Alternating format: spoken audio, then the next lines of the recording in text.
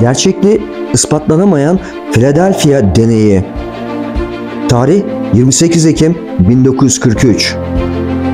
Amerikan donanmasının Pensilvanya eyaletine bağlı Philadelphia şehri limanında yaptığı iddia edilen bir deneydir.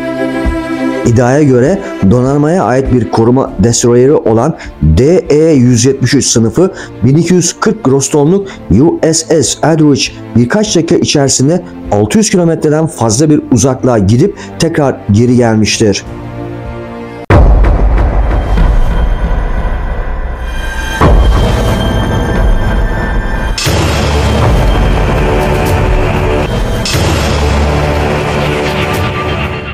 Deneyin varlığı konusunda hiçbir delil bulunmamaktadır. Ayrıca Amerikan donanması da böyle bir deneyin kayıtlarda var olmadığını belirtmiştir. Bu deneyin resmi ve bilimsel adı Project Rainbow yani Gökkuşağı Projesi'ydi. Gökkuşağı Projesi iddialara göre 2. Dünya Savaşı devam ederken küçük destroyer tipi bir savaş gemisinin başından geçti. Olayın yaşandığı yer ise Philadelphia deniz üssüydü. Amaç ise gemiyi düşmanın fark etmemesi için görünmez yapmaktı. Bu projedeki esas amaç ise düşman radarlarına yakalanmadan istenilen konuma hızlı bir şekilde gemi göndermekti. Bilimsel tanımı optikal görünmezlik diye isimlendirilen bu sistemde özel bir mekanizma veya jeneratörlerle oluşturulan çok güçlü bir manyetik kalkanın önce gemiyi sarması, daha sonra da ışınları veya radar dalgalarını bükerek veya kırarak gemiyi görünmez hale getirmesi hedeflenmişti. Bu sıra dışı projede Albert Einstein, Dr. John von Neumann ve Dr. Nikola Tesla gibi önemli isimler de zaman zaman yer almıştı. Deneyin temelinde ise Albert Einstein'ın bileşik alan teorisi yer almaktaydı. Teoriye göre maddeye yüksek değerde manyetik rezonans uygulanırsa zaman boyut kırılmasına geçer. Ayrıca bu deney kitaplara konu olup konu ile alakalı filmler de çekilmiştir.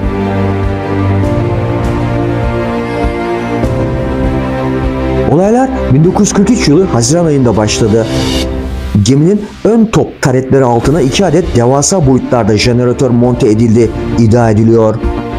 Buradan geminin güvertesine 4 manyetik ışın yayılacaktı.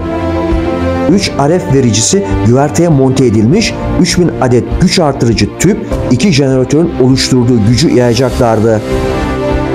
Özel senkronizasyon ve modülasyon devreleri ile diğer ekipman oluşan kütlesel elektromanyetik alanları indirgerken kırılmış ışınlar ve radyo dalgaları gemiyi saracak ve sonuçta gemi düşman gözleri için görünmez olacaktı.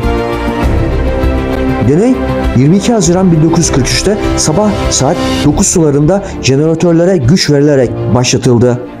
Manyetik alan oluşuyordu ve daha sonra yeşilimsi bir sis gemiyi örtmeye başladı ve USS Eldridge yavaş yavaş gözden kaybolmaya başladı. Olay yerindeki bir görgü tanığının ağzından çıkan cümleler ise şöyleydi: "Bir an geminin sadece çapasını görebildim. Sonra o da kayboldu. Ortada artık ne sis ne de USS Eldridge gemisi vardı. Bomboş denize bakıyorduk." Üst rütbeli subaylar ve bilim adamları korku, dehşet ve heyecan içerisinde nefeslerini tutarak bu inanılması güç başarılarını seyrediyorlardı.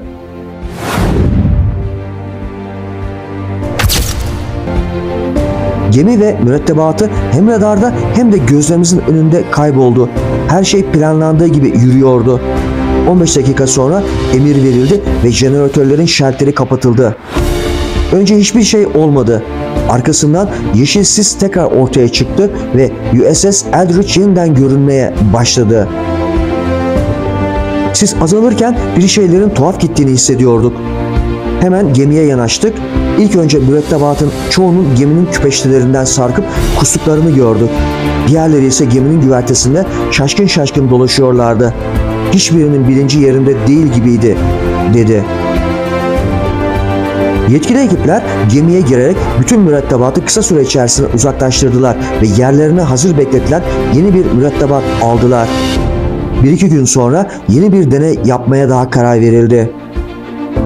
Gemi istenilen radar görünmezliğine ulaşmıştı. Donanım değiştirildi ve 28 Ekim 1943'te deney yine aynı gemide tekrarlandı. Jeneratörler çalışmaya başladıktan hemen sonra Destroyer hemen hemen görünmezlik çizgisine ulaşmıştı. Sadece başüstü ve kıç üstü gözüküyor. Arada bazı çizgiler belli belirsiz seçiliyordu. Sonra sadece su üzerinde tekne boyunda bir çizgi kaldı. 1-2 dakika sonra mavi bir ışık parladı ve o çizgi bir anda da yok oldu ve o kocaman gemi tamamıyla yok olmuştu. Birkaç dakika sonra kilometrelerce uzakta Norfolk'ta görüldüğü rapor edildi. Göründükten kısa bir süre sonra bilinmeyen bir nedenle gemi yine kayboldu ve Philadelphia'da tekrar ortaya çıktı. Ama bu kez durum çok ciddiydi ve mürettebatın başı beladaydı. Mürettebattan bazıları yok olmuştu ve bir daha geri dönmediler. Bu olayın en korkunç bölümü ise 5 denizcinin geminin eriyen ve daha sonra yeniden katılaşan metal levhaları içinde kalmalarıydı. Denizcilerin bazıları kurtuldu fakat bir daha eski hallerine dönemediler. Çoğu asker denizci aklını tamamen yitirmişti ama onlar için elden hiçbir şey gelmiyordu. Mürettebattan bazılarının bu olaydan daha psikik yetenekleri gelişmiş, işlerinde sokakta yürürken bir anda ortadan kaybolan ve yine ortaya çıkan insanlar da vardı.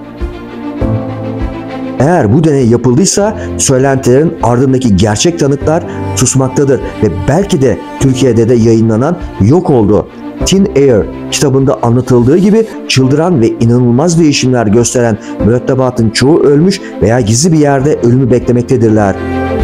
Umuyoruz ki bir gün üzerinde çok gizli yazılı bu dosyanın açılma zamanı gelecek ve karanlıklar aydınlanacaktır.